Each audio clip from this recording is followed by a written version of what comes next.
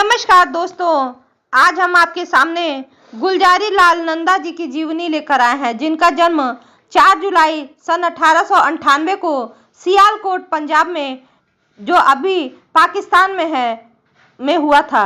भारत के 13वें प्रधानमंत्री के अतिरिक्त कार्यवाहक प्रधानमंत्री के रूप में अब तक वे एकमात्र ऐसे व्यक्ति थे जिन्होंने इस जिम्मेदारी को 2 बार निभाया। वे कार्यवाहक प्रधानमंत्री के रूप में गुलजारी लाल नंदा के व्यक्तित्व और कर्तव्य को भी यहाँ पर हमने प्रस्तुत किया है। संवैधानिक व्यवस्था के अनुसार प्रधानमंत्री के पद को रिक्त नहीं रखा जा सकता। कांग्रेस पार्टी के प्रति समर्पित गुलजारी लाल नंदा प्रथम बार पंडित जवाहरलाल नेहरू की मृत्यु के बाद 1964 में कार्यवाहक प्रधानमंत्री बनाए गए। दूसरी बार लाल बहादुर शास्त्री की मृत्यु के बाद 1966 में वह कार्यवाहक प्रधानमंत्री बने। नंदा जी के रूप में विख्यात गुलजारी लाल नंदा का जन्म 4 जुलाई सन 1898 को सियालकोट में हुआ था, जो अब पश्चिमी पाकिस्तान का हिस्सा है। इनके पिता का नाम बुलाकी राम नंदा और माता का नाम श्रीमती ईश्वरी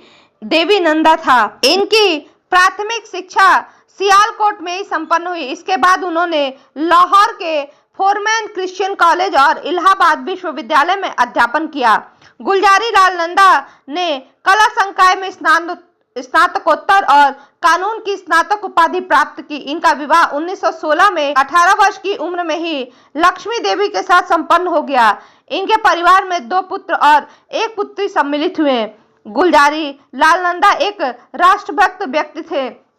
इस कारण उनका स्वाधीनता संग्राम में विशेष योगदान रहा। 1921 में उन्होंने असहयोग आंदोलन में भाग लिया। नंदा जी बहुमुखी प्रतिभा के धनी थे। उन्होंने मुंबई के नेशनल कॉलेज में अर्थशास्त्र के व्याख्याता के रूप में अपनी सेवाएं दी। अहमदाबाद के टेक्सटाइल इंडस्ट्रीज में वह लेबर एसोसिएशन के सचिव भी रहे और 1922 से लेकर 1946 तक का लंबा सफर इन्होंने इसी पद पर गुजारा। यह श्रमिकों की समस्याओं को लेकर सदैव वे जागरूक रहे और उनका निदान करने का प्रयास किया। 1932 में सत्याग्रह आंदोलन के दौरान और 1942 से 44 तक भारत छोड़ो आंदोलन के दौरान उन्हें जेल भी जाना पड़ा। मुंबई की विधानसभा में 1937 से लेकर 1939 तथा 1947 से लेकर 1950 तक विधायक रहे। इस दौरान उन्होंने श्रम और आवास मंत्रालय का कार्यभार मुंबई सरकार में देखते रहे। 1947 में Indian national trade union Congress की स्थापना की, जिसका श्रेय नंदा जी को जाता है। 1950-51, 1952-53 और 1960-63 में भारत के योजना आयोग के वे उपाध्यक्ष पद पर रहे। उन्होंने पंचवर्षीय योजनाओं में काफी सहयोग दिया पंडित जवाहरलाल नेहरू का। गुलजारी लाल नंदा केंद्रीय मंत्रिमंडल में कैबिनेट मंत्री रहे और स्वतंत्र मामलों का कार्यभार संभाला। नंदा जी की योजना का कार्यभार 1951 से मई 1952 तक उन्होंने निष्ठापूर्वक संभाला। नंदा जी ने योजना आयोग और नदी घाटी परियोजना का कार्य मई 1952 से लेकर जून 1955 तक देखा। सिंचाई योजना, ऊर्जा के श्रमिक मंत्रालय के कार्यों को अप्रैल 1957 से लेकर 1967 तक देखा। नंदा जी ने मंत्रिमंडल में वरिष्ठतम सहयोगी होने के कारण 2 बार उन्हें कार्यवाहक प्रधानमंत्री का दायित्व मिला।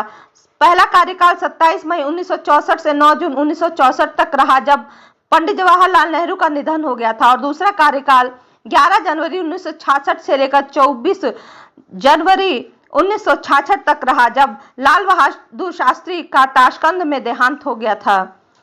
नंदा जी प्रथम 5 आम चुनावों में लोकसभा के सदस्य निर्वाचित हुए। गुलजारी नंदा ने प्रत्येक विभाग में समर्पित भाव से कार्य किया। जनता ने भी इसकी काफी सराहना की। वे गांधीवादी विचारधारा से जुड़े रहे, आजीवन गरीबों की सहायता के लिए प्रस्तुत रहे। गुलजारी लाल नंदा वृद्धावस्था के बावजूद भारत सेवक समाज को अपनी सेवाएं प्रदान करते रहे। उन्होंने एक ऐसा संगठन बनाया जिसकी वे आजीवन देखरेख करते रहे। नंदा जी ने नैतिक मूल्यों पर आधारित राजनीति की और जीवन के अंतिम पड़ाव पर पहुंचने के बाद उन्होंने राजनीति में हुए परिवर्तन को देश के लिए घातक बताया।